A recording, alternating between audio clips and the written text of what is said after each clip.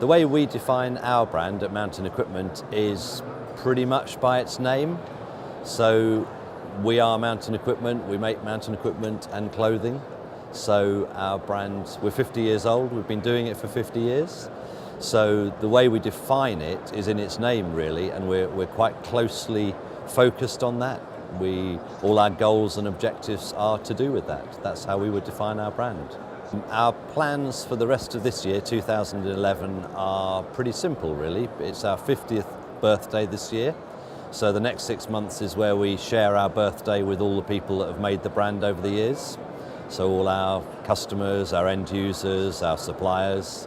So hopefully we're going to have a bit of fun doing that, and a lot of people will get to know it.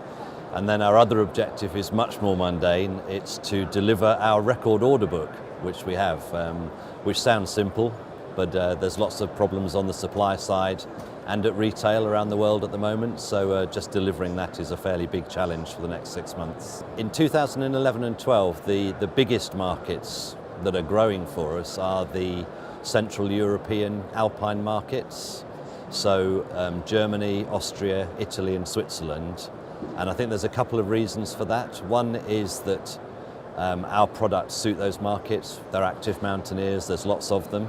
And the second thing is that the whole European mountaineering apparel market seems to be slightly solidifying. So what sells in Britain sells in Europe, which never used to be the case.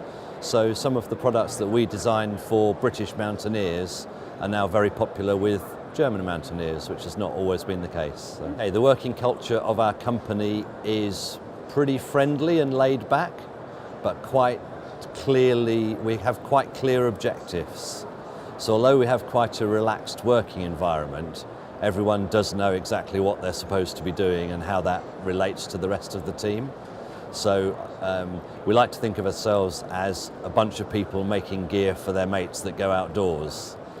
It's just we've got lots of mates and we don't know all of them personally, so that's really our approach to business. Yes. So yeah, the athlete we would most like to have in our upcoming marketing campaigns would be Chris Bonington, and the reason that he's not in our advertising campaigns is that although he's been a great friend of our brand for 50 years, he is president of one of our biggest competitors, so there's a slight conflict of interests at the moment. The people I admire in the outdoor sportswear business, there are hundreds of them. I've met so many people over the years that I respect their views, pick up little bits and pieces from them. There are brands and companies that I admire a great deal. So brands like Black Diamond and Petzl, where they're clearly focused on producing great products for end users. I really admire those brands, and obviously their managers are really good. But I admire everybody really that's doing a good job in the outdoors and pick up little bits and pieces from all of them. So if I wasn't in the outdoor industry as a profession, I'd certainly be in the outdoor industry as a keen user of our gear. I came into the outdoor industry by accident 30 years ago really. I wanted to be an environmental scientist and couldn't get a job then, so started working in an outdoor store. If I wasn't in this industry, I'd like to think that I might have succeeded as an environmental scientist. I've been thinking about what's the proudest moment of my career, and there isn't anything that really stands out as the massive proudest moment, but there's lots of little ones that sort of all add up to the whole process.